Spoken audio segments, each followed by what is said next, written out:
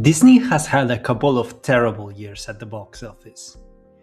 The once unbeatable brand seems to be struggling to convince people back to theaters that are still recovering from the collapse they suffered in 2020.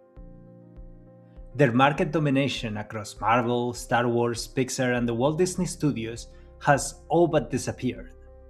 And even if some of their movies still managed to break the box office, much like the remake of Lilo and Stitch did, by raking in almost 1.5 billion on a budget of just 100 million, they have become something that investors fear more than a middling brand with unremarkable results. They have become inconsistent. All of their brands seem to be cracking under the weight of a misguided script writing, competition from their own streaming service, where many of those movies become available merely a couple of months after their theatrical debut, and the general worsening of the economy and changing consumer taste, moving away from the idea of the movie theater as the place to experience Hollywood content. Lucasfilm managed to produce a flop with the latest Indiana Jones movie, which ended up costing the company an estimated $100 million when considering production and marketing costs. Disney Animation crashed and burned in 2022 as their film Strange World struggled to bring back their production budget, not even counting advertising expenditures, gathering just about 70 million of a budget of 180 mil.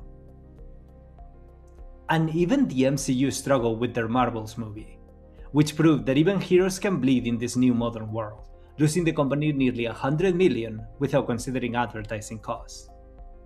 So yeah, the Disney of the late 2020s is nothing like its 2010 counterpart, a golden era where the mouse could do no wrong, and every middling movie is still raking the cash. But what if I told you that not everything is as simple as we have been made to believe? The Disney defenders would argue that recent flops are caused by elements outside the Disney ecosystem, blaming politics, shifting consumer trends, and the previous CEO, while Disney haters would argue that it is a deserved fall from a studio that grew fat, complacent, and audience ignoring during the end of the previous decade.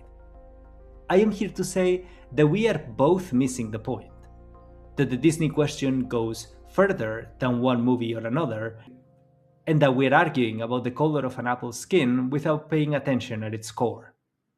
I say that it is time to bite into that apple and explain why Disney's business is not movie making.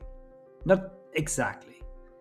And why the company has not seen movies as their primary money-making engine for a long time, even since Walt Disney's time. It is time to prove why Disney is not a movie studio. Walt Disney was one of the big titans of the American movie industry in the previous century. He was an animator and had a desire to bring to life some of the epic European tales in this new artistic environment. But he was also a shrewd businessman, a man with a plan that understood the inherent danger on the business of movie making. He understood that spending millions of dollars, for even back in the previous century movies were very expensive to make, to create a mass audience product was something akin to a high-stakes bet. A daring artistic and economic effort that might just not find an audience. A few misplaced bets could spell the end of the studio, and that was something that would keep everyone awake at night. Thinking the same question that all CEOs think once they see the capital flows originating from a single endpoint. In this particular example, ticket sales. Walt proceeded to, during decades, enforce a diversification of Disney's revenues, inventing the concept of the Disney flywheel. This was a groundbreaking concept for traditional Hollywood, but it was one of the smartest pivots in American movie history. The Disney flywheel worked as follows. The Disney movies will serve to guide people into the theme parks where merchandising will be sold, which will in turn be used to finance future movies in the Disney ecosystem. Once in 1957, he actually drew a map of this very concept, at the core of which there were his movies, with arrows projecting into parks, music, merchandise, etc. This simple paradigm shift altered the very economic atoms that made the House of Mouse, shifting their financial anguish at the collapse of one movie or another for a cushion of long-tail milking of their franchises through their theme parks and their merchandise. This not only allowed the company to reduce their exposure to the whims of a movie market that shifted on a dime, as 2026 Disney has learned, but also allowed them to take more risks with newer franchises for whom a larger doubt existed as to their broad market appeal. Imagine this: if Cinderella had made a profit at the box office, then a non-flywheel Disney would have simply pocketed that profit and created a new movie. If that one failed, they would be in dire straits. But if that Cinderella money was instead redirected to a castle attraction in Disney World that people would pay to visit, where magic slippers were being sold, then that infrastructure will generate money for much longer. Cash is on brand recognition, cash is on ticket purchases, and to give the company enough room to finance a couple other movies, which could in turn generate as much capital or flop, but the Cinderella castle would always be there, generating cash. Now, having considered the idea of the flywheel, we can put in the correct place the role that movies have in the Disney ecosystem.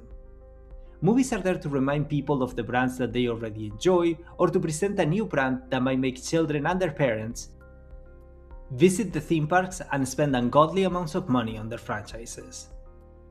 To say that Disney is a movie studio is reductive, in my opinion.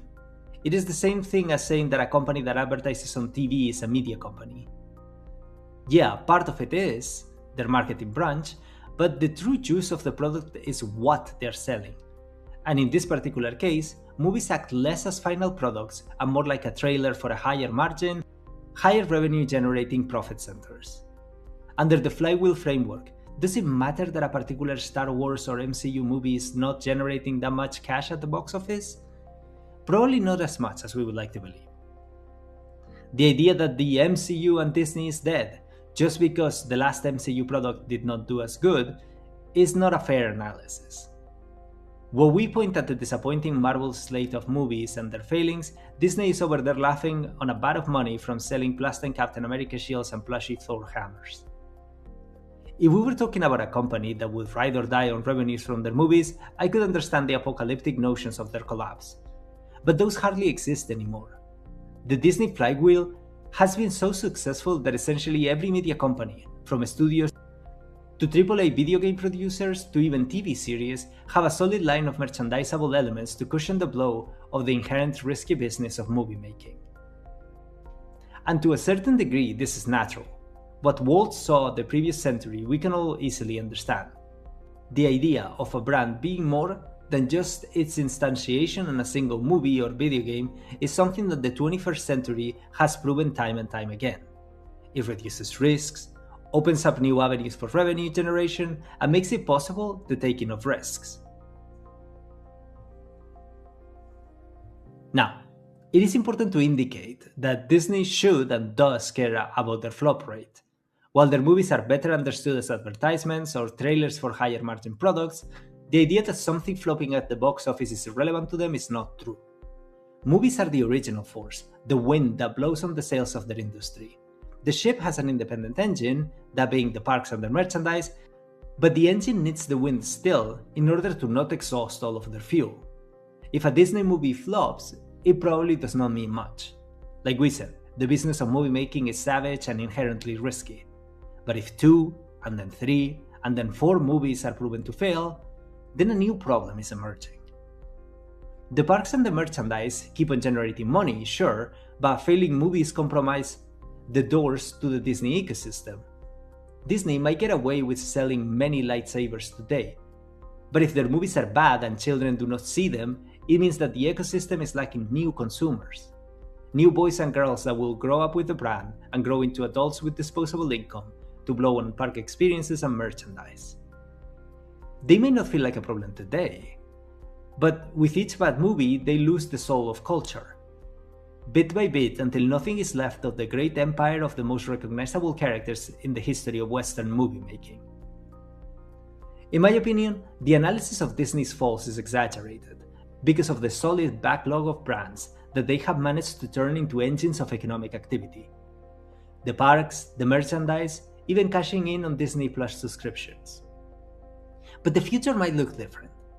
A bad Marvel movie forces a 25-year-old to lose interest in the brand, and maybe 10 years from now, he will not bring his daughter to see Avengers 27 or whatever we are by that point.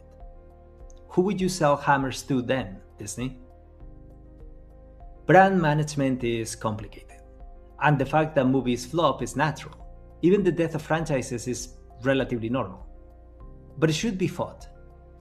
Disney will not die because it has a bad year, not even because it has a bad trilogy of Star Wars movies or a middling Phase 5 of the MCU. But each of those is a small pebble against a glass castle. Bit by bit, the cracks will begin to form until the very foundation of the flywheel is hurt. And in perhaps the next century, there will be no Disney to remember. Disney should focus on making good movies that appeal to their target audience and fuel the flywheel.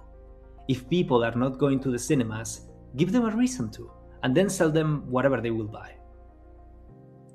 One thing is true. Disney has one of the best brand catalogs in the world. Many of us grew up with them, and I personally do not like to see Disney making so many unnecessary errors when it comes to their movies. But the problem should not be exaggerated by indicating that the mouse will perish anytime soon. The business is solid, the audiences are there, as proven by Lilo and Stitch, Deadpool and Wolverine or Frozen, but they need to be convinced. Disney is not dead, but it is mortal, and the executives there know it. Quality over quantity, good, classic storytellings, and rescuing the spirit of the Renaissance. This will keep the flywheel turning, the revenues high, and their audiences satisfied. Disney should not fear one bad box office weekend or some negative reviews. It should fear the erosion of their brand and their loss of their foothold and culture. Once that is lost, the flywheel breaks and there will be no children to bother their parents about visiting their parks and no adults to spend hundreds of dollars on merchandise. So, what do you think of Walt Disney's strategy to reduce the risk and reinvest in revenue-generating assets via their flywheel? Do you think Disney is dead? Or do you think the money coming in from the parks and the merchandising allows them to have another 5 years of flops? Let me know in the comments below, and I will see you next week.